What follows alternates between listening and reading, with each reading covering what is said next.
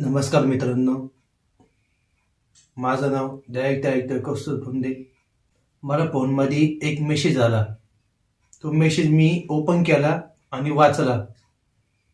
त्याच्यामध्ये असं लिहिलेलं होतं, सुवर्ण संधी पिक्चरमध्ये काम करण्याची.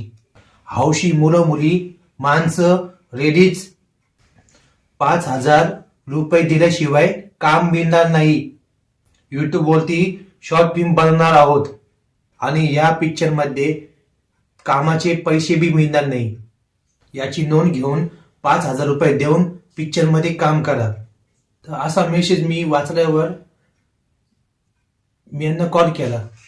त्यांना बोललो का सर, मी कलाकार आहे, मला काम पाहिजे पिक्चरमध्ये. तर यांनी मला बोलले का 5,000 रुपये भरा तर तुम्हाला पिक्चरमध्ये काम भेटेल, सिरियलमध्ये काम भेटेल. पण मी आधीच पिक्चरमध्ये काम केलंय, सिरियलमध्ये काम केलंय.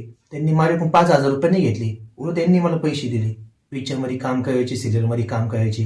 इथं उलट चाले, 5,000 रुपये भरा, तुम्हाला कामं देतो. मी यांना बोललो सर, 5,000 रुपये कसे द्यायचे? ते बोलू तुम्हाला पिक्चरमध्ये काम देऊ, त्याचे आम्हाला 5,000 रुपये पाहिजे. मी बोललो सर, दुसरीकडे तर मला पिक्चरमध्ये काम करतो ना, इथून पैसे भेटते मला.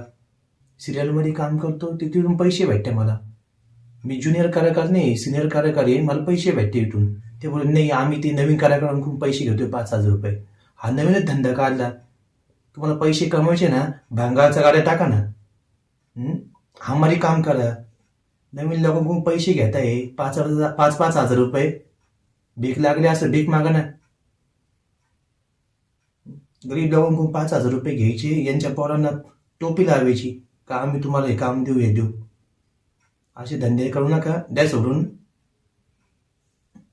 जय हिंद, जय भारत.